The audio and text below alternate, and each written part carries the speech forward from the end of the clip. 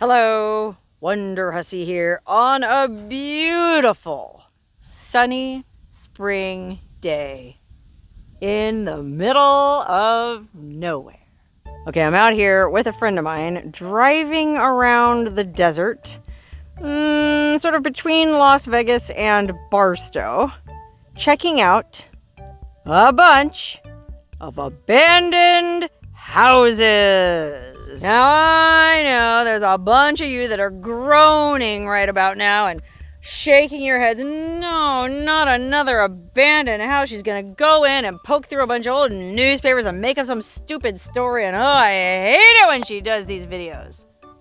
Well, check yourselves, because the abandoned houses we're going to today all have really weird and very distinct features. Okay, we're going to be visiting 3 palatial desert estates today. And the first stop on our tour is what we're going to call the Rock House. Okay, please ignore the swastika on top of the picnic table. But basically, we call this the Rock House because there's all kinds of weird infrastructure built out of rocks and quickcrete. So there's this really cool picnic table, patio table with little stools all around it. I mean, yeah, you're not gonna be able to move them. They're pretty much set for good. And then there's this cool barbecue built in, all in rock, and sort of like a countertop, concrete on rock. And then there's a fire pit. Look at this cool stone fire pit with little stone seating all around it. But believe it or not, there's something even more interesting in this giant pile of rocks behind me. Okay, my assumption was that whoever used this place as their little weekend getaway was some kind of stone mason or something. That's why he made all these funky stone benches and fire pits and stuff. Or maybe it was just somebody who collected a whole bunch of rocks from the desert and used them to conceal, for whatever nefarious or maybe non-nefarious purpose, an old car. I mean, have you ever seen anything like this in your life? I mean, this old car, this rusty old car, is completely buried in a pile of rocks. And I just noticed it looks like there's another car buried in the sand next to it, or at least part of a car. That looks like the rear end of some kind of badass Malaise era. Well, I'm not a car person, and there's not a whole lot to go by.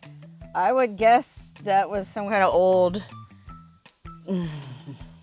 Cadillac, Buick. I don't know. I'll bet you anything there's car people watching this video who can tell me exactly what make, model, and year this thing is, just by the tiny little corner poking out of the dirt. And if so, let us know in the comments below. And for that matter, let us know what you think this car was, the one that's buried in the pile of rocks. Again, you can't see much more of it than the windows, so there's not a whole lot to go by, but I'll bet you anything there's somebody watching who can tell us exactly what year, make, and model this car was too.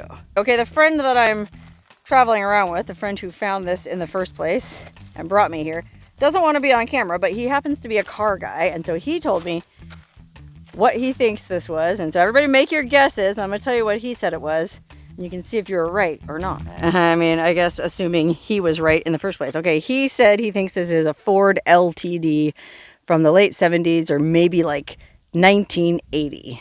Huh? What do I know? All I know is the graffiti on this place is absolutely terrible. But I did think this car covered in rocks was worth coming to check out, because why did they do it? You know, if they were trying to hide a stolen car, it seems like there's 1,000 better ways to do it. There's all these old abandoned mines in the area. You could drive it down a mine shaft. You could bury it in the sand. That even seems better. This is just kind of like hiding in plain sight. Like, say this car was stolen and the cops come out here on a hot tip that this Nazi biker gang stole it, and they come out here and go, yeah, you haven't happened to see a 1979 Ford LTD anywhere around here, have you? Oh, no, sir, haven't seen anything. We're just out here building this giant rock pile for no reason. Although, considering there is all this patio furniture made out of stone right next to it, I guess that would kind of be a plausible excuse for why you had a giant mound of rocks next to your house. Gee, officer, we were just collecting rocks so we could build an entire outdoor living room. That's all. I don't know, man. Your guess is as good as mine. But anyway, this was stop 1 on our tour of strange abandoned houses. And since there's not much else to cover here, well, let's get back in the car and head on to stop number 2. Okay, we have arrived at stop number 2, and I am weirdly excited. I sort of feel like a kid on my way to Disneyland. Okay, this is house number 2. And from here, you might wonder, well, what's the big deal? It's just some busted, abandoned old house in the desert, surrounded by weeds. Weeds? Or reeds? Okay, you might notice that the ground all around this house looks like it's been sprinkled in snow. Or maybe if not snow, then powdered sugar. Well, that's not snow or powdered sugar. It's salts rising out of the soil because the soil is really damp here. Look at that. You can see mud. Mud in the dry ass desert? How can that be? For that matter, I don't know if you just heard that duck that flew off into the sky, but waterfowl in the desert? Standing water in the desert. By golly, I've been to a lot of places in the Mojave Desert, but I've never been to an abandoned house that is sinking into a swamp, which is exactly what's going on here. This looks like it was a pretty nice place back in the day until it drowned. I mean, I don't know how else to describe it, but there's at least a few inches of water standing throughout this entire house. Boy, it feels more like I'm exploring an abandoned house in New Orleans after Hurricane Katrina than one out in the desert between Las Vegas and Barstow. Man, I really wish I had my galoshes with me because I would love to go wading around through these rooms to see, like, there's all kinds of interesting stuff going on. Looks like there's an old camper trailer in there. And no telling what kinds of interesting artifacts we might find in it. But I'm wearing flip-flops. I guess when my friend invited me on this expedition, well, I'll be honest, he's been sending me pictures of all these cool things he's been finding in the desert going, you gotta come out here and check this out. You gotta come out and check that out. Well, I kind of thought, yeah, you know, he's exaggerating. He's just trying to lure me out to hang out with him. Well, no, now I know this particular source definitely came through. And so from now on, whenever he sends me pictures, I'm going to believe him and get out here ASAP to investigate. And I'm going to bring my galoshes. Okay, all snarky joking aside, I bet this was a really nice place back in its day. Those are like industrial looking doors with a number 14 on them. So I don't know. I mean, my assumption was that this was just a private residence, but those double doors with those little windows in it and the number 14 makes it look like, well, it almost makes it look like it was some kind of insane asylum ward. Welcome to Ward 14. You can check in anytime you like, but you can never leave. Anyway, I'm gonna see if I can hike around back over that way. It looks like it might be dry because I want to go up that staircase, you know? It looks like there might be a really interesting situation on the roof. So let's see if we can get up there. Meanwhile, I can kind of take a quick cruise around the yard. It looks like there was some other outbuildings out here, some sheds, some kind of pump house. I mean, I'm guessing there must have been a ton of groundwater here, so water definitely wasn't a concern in this part of the desert anyway. Okay, wow, I think I made it. Around back of the house, there's that staircase, and we'll go up that in a minute, but I just noticed there's a window cracked here, with just a little tattered shred of curtains. Climb up on the old swamp cooler frame. I can peek inside. Oh, well, doesn't look like much. It looks like some old tweaker squat to me. Plenty of mouse poo and hantavirus all over the place. And since today's not a good day to end up like Gene Hackman's poor wife, well, I'm just gonna consider myself lucky that I wasn't able to get in there and go up these stairs instead. All right, let's see if this was worth it.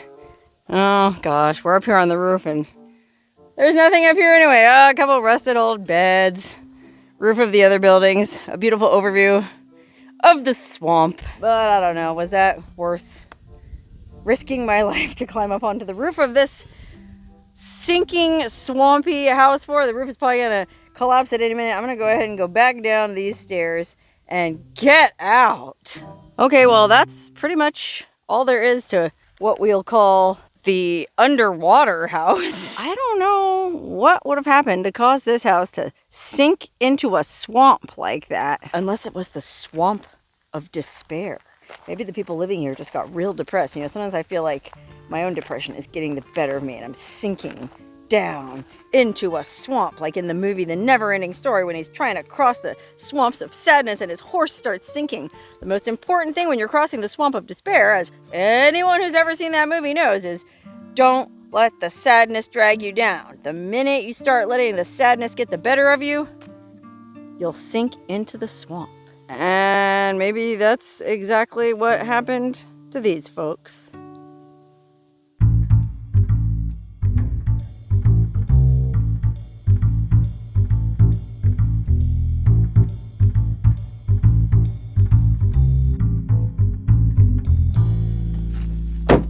Wow. Okay, well, if you haven't figured it out already, what we're at now isn't an abandoned house. It's an abandoned illegal grow operation. As in illegal marijuana grow operation, okay? What we're looking at here are dozens and dozens and dozens of frankly shoddily constructed greenhouses in which illegal marijuana was being grown.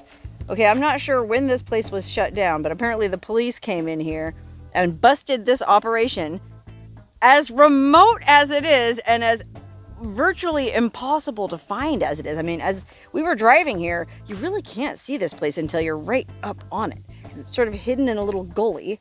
And then using heavy equipment, they built these berms all around the perimeter, even higher. So this place is really hidden from view. Now you might think, well, Wonderhussy, when the cops are looking for illegal grows, they don't do it on the ground, they do it from overhead. They fly around looking for illegal grows in the air, and you can spot them from 50 miles away. Not so fast. The people running this grow op were apparently smarter than your average dopehead, because, well, actually, the people who grow this stuff probably don't even use it, because as we all know from the great Tony Montana, that you should never get high on your own supply. Anyway, these guys were smarter than the average pot grower, because they built their facility so close to an Air Force base, and I'm not going to say the name. Oh, it's actually not an Air Force base. It's a military base. It's right outside a military base that has a no-fly zone around it. Now, my friend that showed me this place, that was his theory as to why they operated without getting busted for so long, because it's a no-fly zone. Well, I'm not sure how that works. No-fly only applies to civilian and commercial aircraft, right? I mean, couldn't the police get a special dispensation to fly over this area? I'm not sure. Maybe not. Maybe that's why this place did operate as long as it did, and apparently it operated for quite some time, because like I said, there are dozens and dozens and dozens and dozens and dozens and dozens, I'm not even exaggerating, of these greenhouses. And you can see the greenhouses are all littered with these black felt bags, only they're not bags. These are pots, okay? I actually know because I bought a couple seedlings once from a weed store to grow my own. I don't know why they use these for pots, maybe because they're cheaper to make, but you just fill them with dirt, you put the seeds in, you water them, and the bag stays nice and damp, and well, I guess it's real easy to grow dope in them. Oh, and also, my friend pointed something out to me, the fact that there's all this bamboo stuff laying around. Well, it's not that they were growing bamboo or that, you know, natural bamboo is overtaking the place. These are the bamboo stakes that they put in the middle of a plant so that the plant grows up straight and tall next to it. You know, it's like little zip ties or twisty ties holding the seedling, you know, to keep it straight. Look at that. All these root balls still have, I guess that's the stalk of a marijuana plant. I guess the police just came in here and chopped everything down and burned it. What a waste. Although, I just noticed something on the ground here that demonstrates perfectly why you should never buy your dope on the black market. Now, a lot of people go, yeah, buying weed in a dispensary, it's so expensive because there's state taxes and I don't want the government to get my money, blah, blah, blah. Well, unless you're buying from somebody you know and trust. Look at this. Here's a can of Hot Shot Fogger. They probably blasted this bug spray all over the crops as a sort of pesticide. Meaning that if you bought weed from them, well, who knows what kind of terrible chemicals you're inhaling. This has got to be like a Superfund site at this point. There's so many jugs and jugs and jugs of pesticides and herbal, well, I was going to say herbicides, probably to kill weeds, you know, invasive weeds and plant nutrition and all kinds of stuff that's made of all kinds of horrible chemicals that's all leaching down into the desert. And look, here's a bunch of old grow lights. I mean, those things aren't cheap. Look at that. There was a lot of money in this operation. I mean, obviously, to have built this many greenhouses, and every single one of these greenhouses was full of not only grow lights, but also all kinds of other electrical equipment, cooling fans. Okay, my friend said if I go in this one here, it looks pretty much like it did when this place was operational. So let's go inside and put on our imagination caps and imagine it's, I don't know, 3 years ago, whenever this place was busted. Oh, my friend said this place was only busted 6 months ago. This is a freshly busted place, y'all. How exciting. Okay, let's go inside. Oh my gosh, yeah, look. All of these would have been live pot plants. And there would have been, oh, there's a giant swamp cooler at the other end. We'll go down there and look at it up close. But yeah, this, I mean, I don't think there's power out here, so they must have had generators or something. And that couldn't have been cheap. Groundwater, well, after that last house, we know there's plenty of groundwater in this area, so they didn't have to worry about paying a water bill. So you can see that all these irrigation lines probably weren't a big deal. Oh, look, there's some more grow lights. All kinds of little grow light bulbs out here. And then, yeah, look, we're at the back wall now, and you can see this ginormous swamp cooler, because we are out here in the desert where it gets to be over 120 degrees in the summer. And so you definitely needed, well, I was going to say you needed to keep these cool, but I don't see the fans on the back of this. Like, if these are swampers, isn't there needs to be some kind of fan blowing through there, right? I mean, they have these giant water tanks that they filled with groundwater, I guess.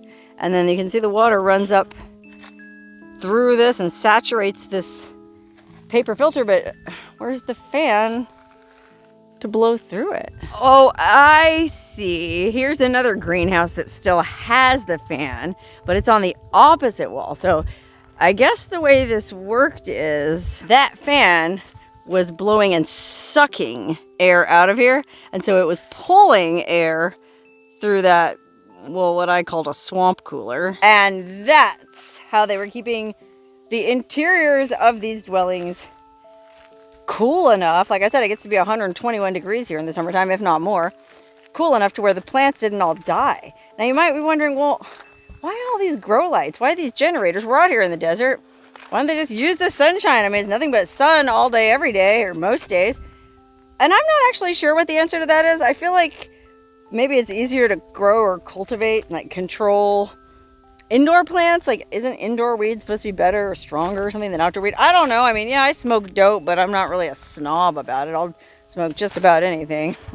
Although I don't know that I would smoke anything grown here. In fact, being here and seeing all this makes me realize that maybe I should be more of a snob when it comes to my marijuana and only buy from people that I really know and trust. Now, my friend says when he first stumbled on this place, there were still fans in all the greenhouses, and there were generators between every 2 greenhouses.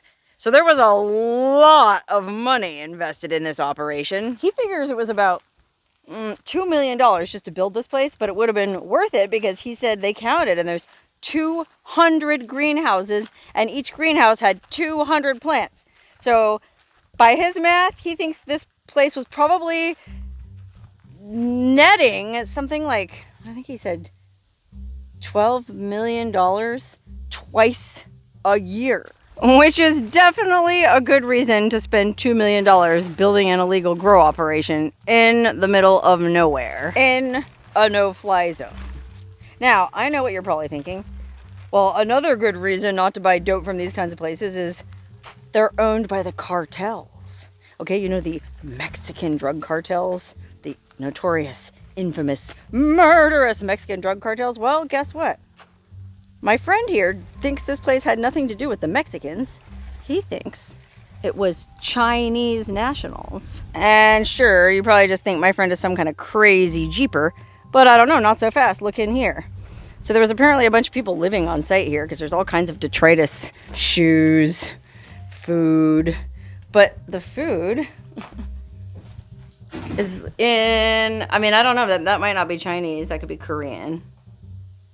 Somebody watching this who knows, tell me if that's Chinese or Korean. But it's a lot of, we'll just say Asian foodstuffs. You know what I mean? And not just random Asian foodstuffs like anybody would buy, like cup of noodles. No, there's like stuff that you would have to go to an Asian grocery store to buy. And there's so much of it that it does seem like it was, if not Chinese nationals, then Chinese or possibly Korean people. This bag does say Korean style, Korean vermicelli. So what do I know? It says here, Great Wall Supermarket. And there's a bunch of locations and they're all in Orange County. Well, except for there's a few in Boston. I didn't realize there was a big Asian population in Massachusetts, but I guess so. Anyway, Orange County, there's a lot of Vietnamese people, so maybe it was a Vietnamese operation. I mean, I know there's a big Vietnamese gang scene, so who knows? All we know is that, oh look, they left a bag of coffee beans behind. Oh my god. Oh, Vietnamese iced coffee. Or Thai iced coffee. Now I'm hungry. Yeah, look, rice cookers. More than one of them. This was definitely an Asian-run operation, which I find extra interesting, I guess just because of my own personal biases. I would have assumed either a bunch of white crackhead tweakers or Mexican cartels. Just goes to show, you can never judge a book by its cover. Oh man, look at that. The feds busted the door clean down. Lock or no lock. And that's just one tiny piece of the massive amount of trash that was left behind here. Look at this. Hundreds, what do you say, 200 buildings full of 200 plants apiece. That's like thousands of these black felt pots or baggies. And that's not even mentioning all the plastic sheeting and tarping that's disintegrating in the hot desert sun and blowing all over the beautiful desert. You know, the cops came in here and busted this place. I think they're the ones who spray painted these numbers on the grow houses. At least that's what my friend says. I don't know who, I guess the Bureau of Alcohol, Tobacco, and Firearms would have been the ones. The feds probably came in here and busted this place. Well, you would think that after they busted it, the federal government would have at least spent some of our tax money to clean this mess up. But now they just left it sitting here to rot away and then blow all over the beautiful desert. Okay, so I was just talking to my friend as we drove over here to where he thinks the employees worked, and come to find out, calling them employees is generous.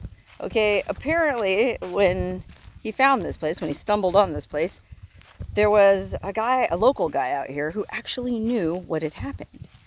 And what he said makes this whole site even more fascinating. Okay, so you can see there's these busted old RVs parked out here. There's a couple of them, and I guess this is where the people who were taking care of the plants lived, crashed. I mean, there must have been, there's a bedroom back there. Somebody slept there. It looks like they were using this table for some kind of work. And I can't imagine it was very pleasant to sleep or work in here because, golly, it was already so hot in that RV. And I'm filming this video in March. Can you imagine how hot it is out here in July? But yeah, there's mattresses and cushions. So people were not only working out here, they were sleeping and living out here, but not by choice. Okay, according to this local that my friend talked to, these were teenage slave laborers, okay? I guess if you want to come to the United States from China, well, you can apply for a visa the old-fashioned way, but, there's a limit on how many visas they issue, and it might take a long time, and it might be an expensive process. Or you can just pay what I think is called a snakehead. I don't know. I read a book once talking about illegal immigration from China. And if you want to come to China, you pay this smuggler called a snakehead, I think. But it's like $40,000 or something. And most Chinese people don't have 40 grand to pay some snakehead. Poor Chinese people that just want to come make a living in America. Everyone wants to come to America. Well, got to come up with the 40 grand. So I guess somebody will sponsor you. So a lot of times like a Chinese restaurant will sponsor immigrants to come over, and then you come work at their restaurant until you pay off your debt. But a lot of times, these poor immigrants think they're going to go work at a Chinese restaurant, but they end up, female teenage Chinese girls end up working in massage parlors, and you know what kind of massage parlors I'm talking about. And male Chinese teenage immigrants end up being pressed into slave labor working at these kinds of illegal grow facilities. Here's another abandoned RV that I guess they were bunking down in. I mean, slaves can't really ask for much in the way of accommodations. Beggars can't be choosers. So yeah, when the feds came in and busted this place, and incidentally, I said earlier that it was probably the Bureau of Alcohol, Tobacco, and Firearms. I don't know what I was thinking. It was the DEA, Drug Enforcement Agency. I don't know. It could have been the local sheriff, but an operation this big, 200 grow houses or greenhouses with 200 plants apiece, that's 40,000 plants. And my friend said they based their calculations on a plant being worth $300, and I feel like that might be on the low end. So that's how he arrived at that $12 million twice a year crop figure. It was a ton of money, whatever it was. And when so I would think that because it was that big of an operation, it would be the feds that busted it, not just the San Bernardino Sheriff's Office. But who knows? Maybe it was the sheriff's, and maybe that's where all those generators went. I'm just saying, cops who busted this place could have called all their buddies like, hey, bring your pickup truck out to this coordinate. There's a bunch of generators ripe for the taking. Not that I think law enforcement would ever do anything crooked like that. That's what gets me about this whole crazy operation, is that it is literally operating right outside a military installation, like right under the nose of the man. And presumably no one knew about it for, I don't know how long it went on for, but from the surrounding desert, you cannot see any trace of this thing. It's so tucked away in these little gullies that they built up these berms around that it is completely invisible until you're almost right on it. So I don't know. I'm guessing they probably paid the local neighbors. There's a few properties out here that people are living in. They probably paid them off to keep quiet, because surely the locals would know if there was something this big going on in the area. There must have been noise when they were bulldozing all these berms. There must have been lights, noise, dust, trucks coming and going. So they probably paid off the neighbors not to say anything, but maybe one of the neighbors just had enough one day and ratted them out. That's the only way I can think of this place having been busted, because it's so well hidden and it's in a no-fly zone that I have a hard time believing that the feds or the sheriff just randomly stumbled onto it. But when they did finally come in and raid this place, which they probably did in the early morning pre-dawn hours to catch everybody unawares and asleep in their motor homes, well, I actually feel kind of bad for these poor Chinese slave labor. Okay, you might dispute the use of the word slave, so we'll just say indentured servants working here. I mean, these Chinese kids, they just wanted to come to America and they didn't know. Maybe they did know what they were getting into, but gosh, I kind of feel bad for them. And I wonder if they were just deported back to China or if they were sent to some kind of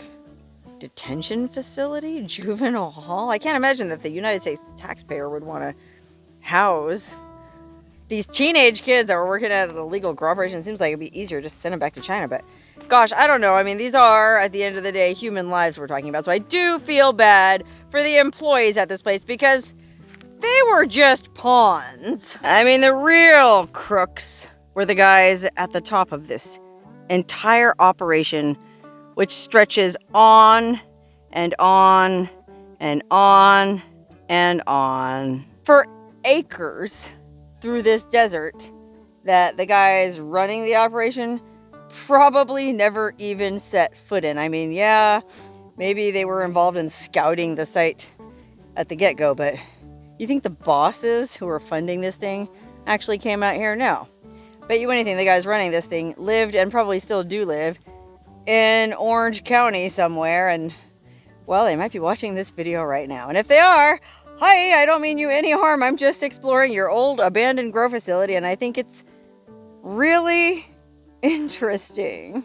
Every little bit as interesting as that house sinking into the swamp and that house with all the rock piles hiding that car. Golly, I have seen so many weird sights today that I almost forgot about that rock house. Just goes to show how much weird and interesting stuff is in the middle of nowhere if you just bother to get out of your car and take a look around. You know, people say there's nothing out here in the middle of nowhere, but I know better, and I know there's still plenty of stuff out here that I haven't even found yet. So I will definitely be back to this little patch of heaven in the desert between Las Vegas and Barstow.